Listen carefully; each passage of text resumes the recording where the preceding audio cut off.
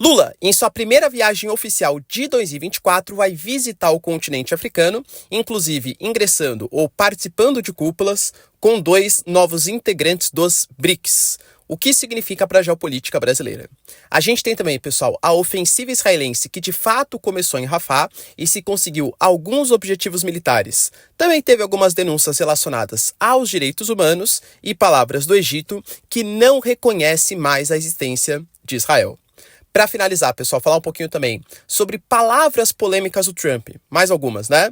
Principalmente sobre a OTAN, inclusive falando que num extremo poderia até mesmo incentivar uma agressão da Rússia contra um membro da organização e deixando bem claro que não confia na organização para defender os Estados Unidos. Biden, por outro lado, parece cada vez mais enrolado, pelo menos nas questões políticas, vamos colocar assim, e vem sendo pressionado pela população por conta da saída polêmica do inquérito. Ele não vai poder ser investigado, não vai poder ser condenado, porque não está bem de memória. Como assim, hein? Se vocês querem entender um pouco mais sobre esses assuntos, e muito mais também sobre geografia, geopolítica, atualidades, política, polêmicas, enfim, tudo para você se manter sempre bem atualizado. Já se inscreve no canal, deixa seu like, compartilha esse vídeo, que eu, professor Ricardo, conto muito com a sua ajuda. Belezinha? Para quem não me segue no Instagram, pessoal, @prof_Ricardo Marcílio.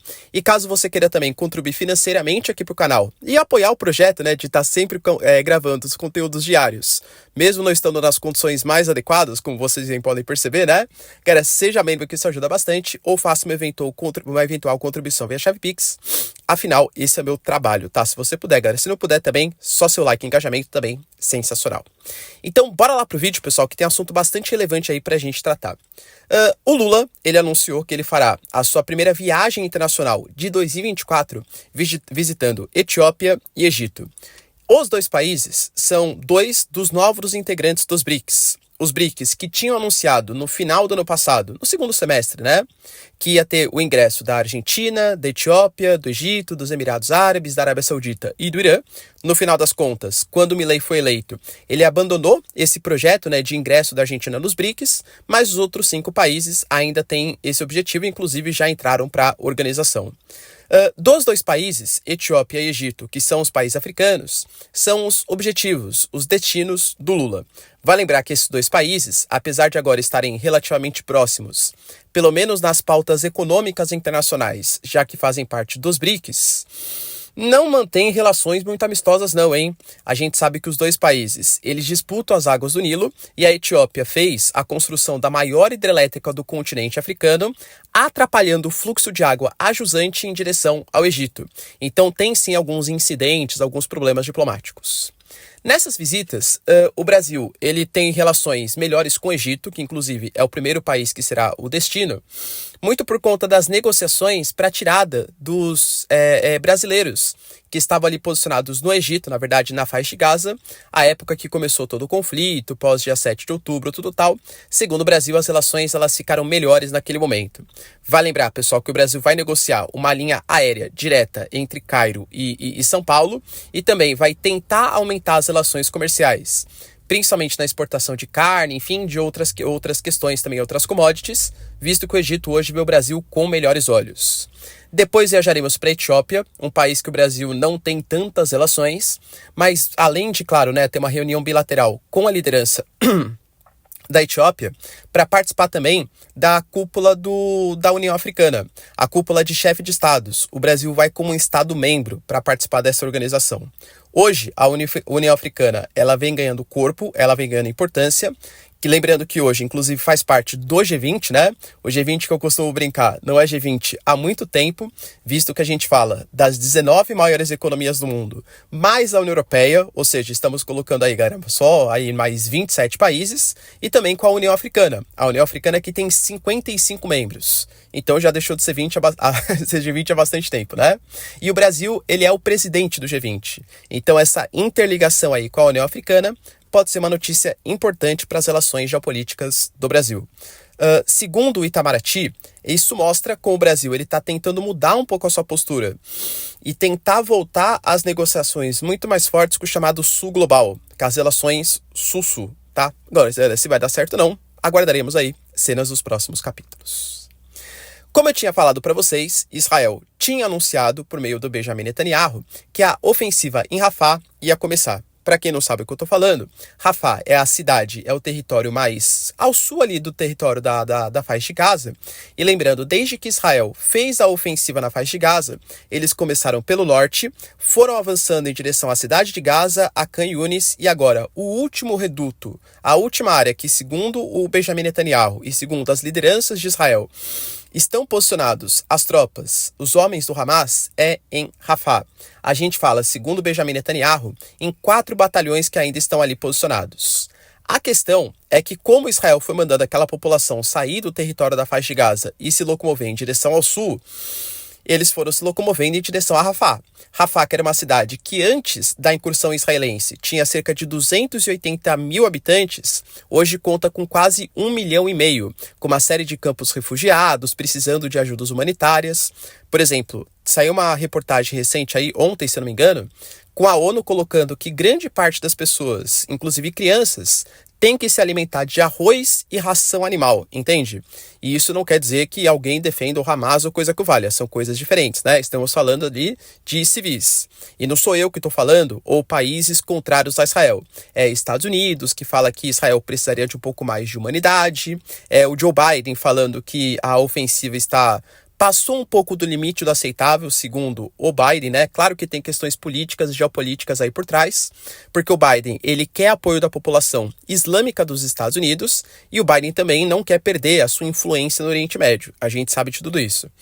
Mas Israel está geopoliticamente, colocar assim, vai ficando cada vez mais isolado, pelo menos nas declarações públicas, claro, porque Israel também é super significativo para os Estados Unidos.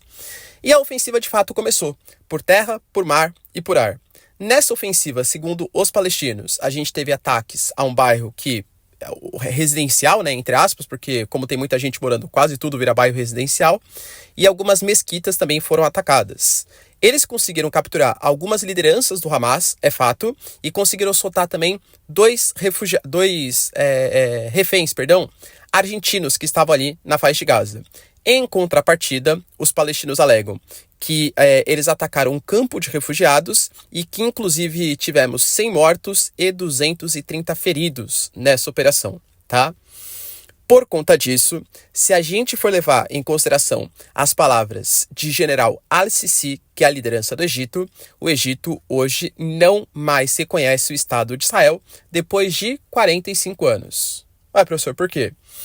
Porque em 1979 foi assinado o Acordo de Camp David, em que Israel devolveria a Península do Sinai para o Egito e o Egito, em contrapartida, reconheceria o Estado de Israel. Esse acordo de fato aconteceu, uma série de problemas no meio do caminho. Anwar Sadat acabou sendo morto, enfim, mas aí é papo para um próximo vídeo, para não ficar muito longo aqui. E desde então o Egito, vou falar que é, um grande aliado de Israel, mas reconhece a existência de Israel. O Egito considerou que se o ataque em Rafah acontecesse, o acordo de Camp David estaria cancelado, porque os palestinos, eles não têm mais para onde ir, eles estão enclausurados, e muito possivelmente uma ofensiva mais forte, sem um plano de ação, o Benjamin Netanyahu prometeu, tá? Por enquanto não apresentou, mas sem um plano de fuga para civis, que não seja para o Egito, vai acabar tendo um êxodo, uma fuga em massa para o Egito, que é o caminho natural ali, né, já que toda a posição ao norte foi atacada. Então, assim, as relações entre Israel e Egito podem estar um pouco comprometidas. A gente teve, pessoal, no sábado, uma declaração bastante polêmica de Donald Trump. Por quê? O Trump, ele estava participando de um comício na Carolina do Sul, e aí ele estava falando um pouquinho sobre as relações geopolíticas dos Estados Unidos, enfim, quando ele se pronunciou sobre a OTAN. Disse ele, que é um evento que de fato aconteceu.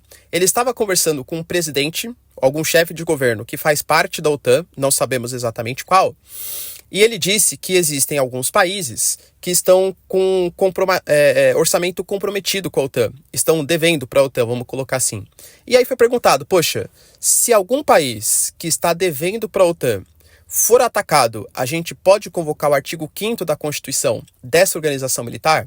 Só para situar vocês, o artigo 5º ele garante que qualquer país que for atacado, que faça parte da OTAN, claro, né? Então, sei lá, Polônia, Lituânia, Letônia, Estônia, pode convocar o artigo 5º e aí todos os outros membros, inclusive os Estados Unidos, devem proteger esse país que foi atacado. Claro, se os países da OTAN julgarem justa a causa, né?